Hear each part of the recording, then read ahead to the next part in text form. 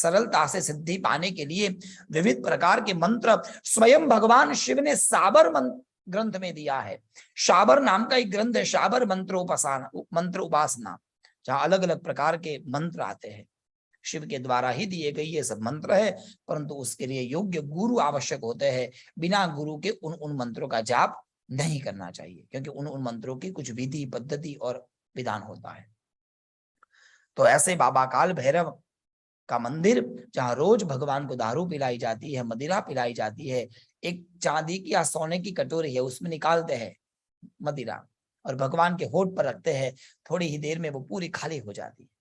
अब वो कहाँ जाता है, कैसे होता है, बिल्कुल किसी को नहीं पता है, बिल्कुल किसी को नहीं पता है। क्योंकि ये बस कई कई कंपनीज आई, नीचे जाकर देखा, खोद कर देखा, मूर्ति के आसपास सब कुछ देखा, मगर नहीं पता चला। तो there is no logic, there is no logic, the magic of परमात्मा।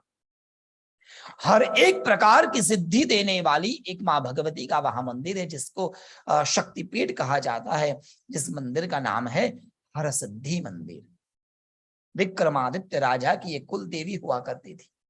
मालवा के राजा वहां जाकर पशु की बलि देते थे।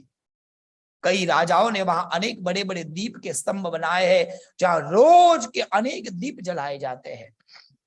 कहा जाता है जो भी व्यक्ति हर सिद्धि मंदिर में जाकर दीप जलाने की मन्नत रखता है, उनके घर में उनके जहां संतान नहीं होते हैं, उनको कुल दीपक की प्राप्ति होती है। ऐसी एक मान्यता है। तो आज भी वहां लोग कुल दीपक जलाते हैं।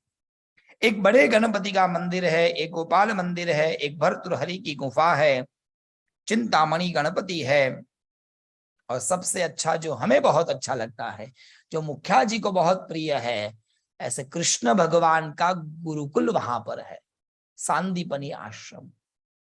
स्वयं भगवान कृष्ण सांदीपनी आश्रम में विद्या ग्रहण करने के लिए वहां पर गए थे। उसकी भी कथा तो बहुत सुंदर है। गुरु के वहां रहकर उन्होंने विद्याध्ययन किया। सज्जनों, इतने बड़े विश्वनायक भगवान कृष्ण ने गुरु के चरण दबाकर सेवा की है सांदीपनी की। कहा जाता है, वर्णन मिलता है, संतों से सुना है, जब सांदीपनी कृष्ण को पढ़ाते थे ना, उस समय सांदीपनी को मन में विचार आता था, हे परमात्मा, योग्यता से ज्यादा दे दिया आपने। जिस ईश्वर की कृपा से मुकम करोति वाचालम पंगुम लंघयते गिरिम यत् कृपातमहं वंदे परमानंद।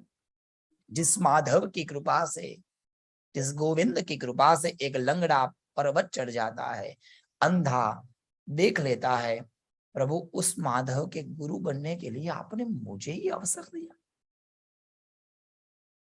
इतनी बड़ी भावना सांदीपनी।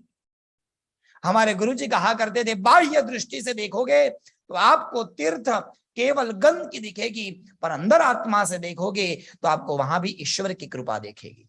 तीर्थ में जाना है तो ये बाहर की दृष्टि छोड़ दीजिएगा और अंदर आत्मा की दृष्टि लेकर जाइएगा। तीर्थ आनंद के लिए नहीं जाया जाता, तीर्थ हनीमून के लिए नहीं होता है, तीर्थ घूमने के लिए नहीं होता है, तीर्थ तीर्थ के लिए होता है। और क्यों तीर्थ में जाना है पता है आपको? क्योंकि जब हमारा जन्म हुआ ना, उस समय भगवान ने हमें दो डिब्बे दिए हैं, ध्यान दीजिएगा, एक सुख का और एक दुख का।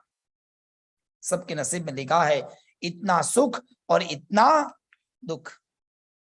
अब दोनों डिब्बे एक साथ में कभी नहीं खुलते, आएगा तो एक साथ में सुख आएगा। 10-20 साल तक जीवन में सुख सुख सुख, 2-4 मॉडल हो जाएगी, बच्चे सेटल हो जाएंगे, धंधा चल पड़ेगा, कितना भी बुरा करो कोई फर्क नहीं पड़ेगा, आपका धंधा चकाचक चलेगा 20 साल तक, 10 साल तक। क्यों? वो सुख के दाने वाला जो डब्बा भगवान ने पूर्व जन्म से भर के दिया है ना, वो चल रहा है। कितना भी बुरा करो, पाप करो, किसी को हर्ट करो, जो भी करो, उसका पाप इस डिब्बे में भर रहा है आपका। जिस दिन ये डब्बा खाली हो गया ना, खत्म, फिर ये डिब्बा शुरू होगा। उस समय इतनी परेशानी आएगी, कुछ नहीं चलेगा। तब फिर जाते पंडित जी के लिए, Pandit ji can you check the horoscope please. Pandit ji कितना भी उपाय देंगे पर कुछ होने वाला नहीं, क्योंकि तुमने तुम्हारे सिक का डब्बा तो खाली कर दिया ना। तो ये भूखते रहो, जिस दिन ये खत्म होगा फिर ये भर जाएगा, फिर ये शुरू, ये चलती है कर्म की परंपरा। परंतु हमारे ऋषि मुनियों ने यह नियम बनाया कि परमात्मा ने जब सुख दिया है उस सुख में तीर्थ यात्रा पर जाओ। क्यों? यात्रा पर जाओगे तो पैर में दर्द होगा, कमर में दर्द होगा, दुख होगा, कष्ट आएगा, परेशानी आएगी। कष्ट आया, परेशानी आई, मतलब आपने आपके दुख के डिब्बे से एक मुट्ठी दाने खा लिए, आपने दुख भुगत लिया। और एक बार भुगत लिया तो भगवान की भी ताकत नहीं कि फिर से देंगे। बोलो जय श्री कृष्ण। ये सुख दुख में वंस मोर कभी नहीं आता, तो भुगतना। तो इसीलिए जब भगवान ने सुख दिया, जब शरीर अच्छा है, धन अच्छा है, जेब भरी हुई है, तीर्थ यात्रा करिए, थोड़ा सहन करिए, कष्ट आएगा, सब कुछ होगा, तो भगवान के नाम से हम दुख भुगत रहे हैं। तीर्थ यात्रा में जरूर जाइए और सांदीपनि के आश्रम में दर्शन करिए, जहां कृष्ण भगवान, एक बार भगवान कृष्ण कहा जाता है कि अपने मित्र को लेकर लकड़ी काटने के लिए गए थे। माँ ने 2 मुट्ठी चने दिए थे, 1 मुट्ठी कन्हैया के लिए, 1 सुदामा के लिए। गए तो गए, बहुत भयंकर बारिश हुई, एक वृक्ष पर चढ़ गए। सुदामा चल नहीं पाते थे, छोटी वाली नीची वाली डाली पर बैठे थे, कृष्ण ऊपर वाली डाली पर। रात भर बैठे रहे, भूख लगी थी। सुदामा ने सोचा 2 मुट्ठी दाना है, आधा वो खाएंगे, आधा मैं खाऊंगा, ना तो उनका पेट भरेगा ना मेरा, या तो वो खाए या मैं खाऊं। और जिसके हाथ में है उसकी पहली बारी, कर दिया चपा चप। कृष्ण भगवान ने पूछा, मित्र सुदामा, कुछ चबाने की आवाज आ रही है शायद। ना ना ना ना कन्हैया, कोई मुझे ठंडी लग रही है ना, ये दांते मेरे कड़कड़ कड़कड़ हो रहा है। कृष्ण ने कहा, हे सुदामा, मेरे चने खा गए ना, मुझे कोई परेशानी नहीं है, पर मेरे मित्र, मेरे भाग के दुख के चने तूने खा लिए। हे मित्र, माफ करना, जितने चने खाए हैं उतने वर्ष तक तुम्हें दरिद्रता आएगी, मैं भी नहीं बचा पाऊंगा। पर वचन देता हूं, जिस दिन अंतिम चना खत्म होने वाला होगा ना, उससे 1 दिन पहले मित्र मैं तेरे घर पर आकर खड़ा हो जाऊंगा और तुम्हारे दुख को दूर कर दूंगा।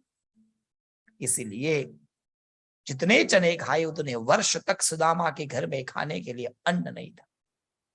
पर जब वो पूरा हुआ तब बुद्धि जगी, लेट्स गो टू द्वारिका, वहां चलते हैं। फिर वहां गए और जब 4 मुट्ठी वो चावल लेकर गए थे ना, तो भगवान ने वो खोला तो देखा, अरे बाप रे बाप, सुदामा मेरे मित्र, माफ करना, इतनी गरीबी है कि 1 घर से नहीं तू 4 घर से मांग कर आए हो।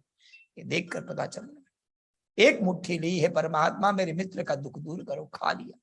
दूसरी मुट्ठी खाई, तीसरी खाने वाले थे, रुक्मिणी ने हाथ पकड़ लिया, भगवान बस पेट में दर्द होगा, कच्चा है चावल।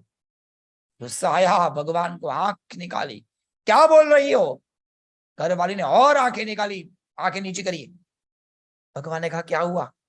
प्रभु, 1 मुट्ठी खाकर स्वर्ग का सुख आपने आपके मित्र को दे दिया, दूसरी मुट्ठी खाकर अपने भाग्य का सुख उसके नाम कर दिया। प्रभु, तीसरी खाएंगे ना तो हमें सुदामा बनना पड़ेगा। ये थी कृष्ण की लीला। कितनी मैत्री, कितना प्रेम। ये प्रेम का जन्म स्थल हमारा ये उज्जैनी है।